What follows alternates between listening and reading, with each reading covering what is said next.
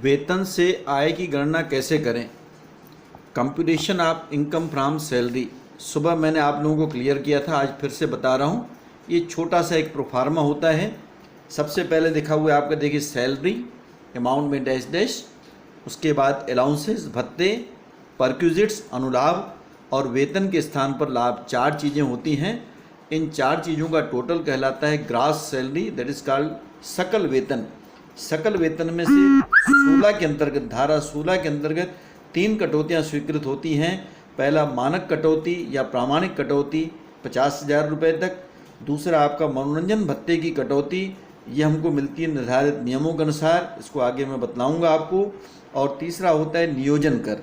ये 3 प्रकार की कटौतियाँ घटा देने से हमारे पास कर योग्य वेतन या वेतन से आय इसके अंतर्गत निकल आएगी। अब ये जो चार चीज़ें आपको मैंने बताई, वेतन, भत्ते, अनुलाभ और वेतन के स्थान पर लाभ, इसको एक एक को अलग अलग ढंग से समझने का प्रयास करेंगे। वेतन किसे कहें, आप ऊपर ध्यान से देखेंगे, यहाँ मैंने मीनिंग लिखी हुई है, अर्थ लिखा हुआ है।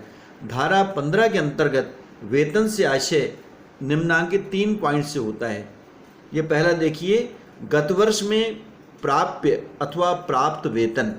गत वर्ष यानी 1 अप्रैल 19 से लेकर 31 मार्च 2020 तक मुझे कितना वेतन मिला या मिलने वाला है, उसका आपका टोटल जो है ये पहला पॉइंट कहलाएगा।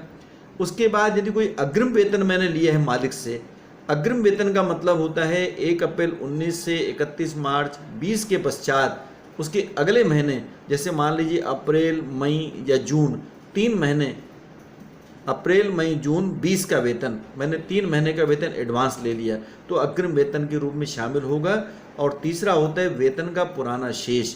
कभी कभी क्या होता है, बैक डेट से मेरा वेतन बढ़ जाता है। अभी जैसे 7वां वेतनमान लोगों को मिल रहा है, पहले कभी 6वां वेतनमान मिल रहा था, तो कभी कभी बैक डेट से पुराने और नए वेतन का जो अंतर मिला करता है उसको हम क्या कहते हैं, वेतन का पुराना शेष या एरियर्स ऑफ सैलरी उसको कहा जाता है। अब दूसरी परिभाषा देखेंगे, 17(1) जो है, अंडर सेक्शन 17(1) वेतन में क्या क्या इंक्लूड होता है, शामिल होता है, उसके बारे में लिखा हुआ है।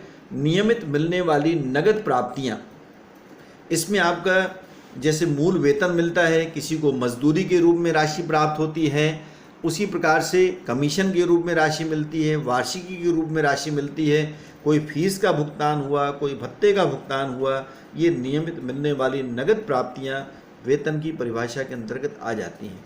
उसी प्रकार परक्विजिट्स अनुलाभ कहते हैं हम। आगे चल के पढ़ेंगे सुविधाएं, किराए से मुक्त रहने की मकान की सुविधा, मोटर कार की सुविधा आपको मिली है, फ्री लंच की सुविधा मिली है और बहुत सारी सुविधाओं के बारे में इस शीर्षक के अंतर्गत आगे मैं आपको बताऊंगा।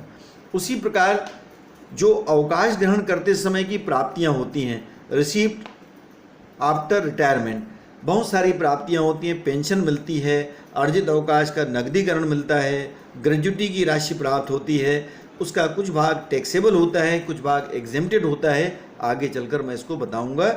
उसी प्रकार एनुअल एक्रेशन, अब ऊपर जो मैंने एनुअल इंक्रीमेंट बताया ये चीज़ अलग है। इसमें 2 बातें दी हुई हैं, आपका वेतन के 12% से अधिक रिकॉग्नाइज्ड प्रोविडेंट फंड, प्रमाणित भविष्य निधि में नियोक्ता का कंट्रीब्यूशन, एक पॉइंट निकालते हैं, इसको डिटेल में आगे मैं बतलाऊंगा। और आरपीएफ, प्रमाणित भविष्य निधि में 9.5% की दर से अधिक जमा ब्याज जो रहता है, यह भी आपका एनुअल एक्रेशन के अंतर्गत आता है, इसको निकालना हम आगे सीखेंगे।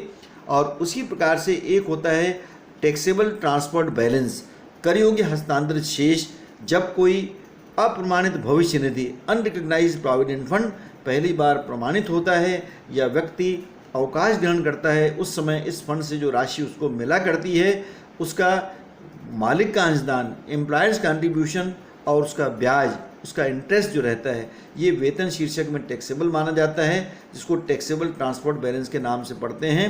जब विभिन्न फंडों में अंतर बताऊंगा तो ये बात वहाँ पर पुनः मैं क्लियर करूंगा। धन्यवाद।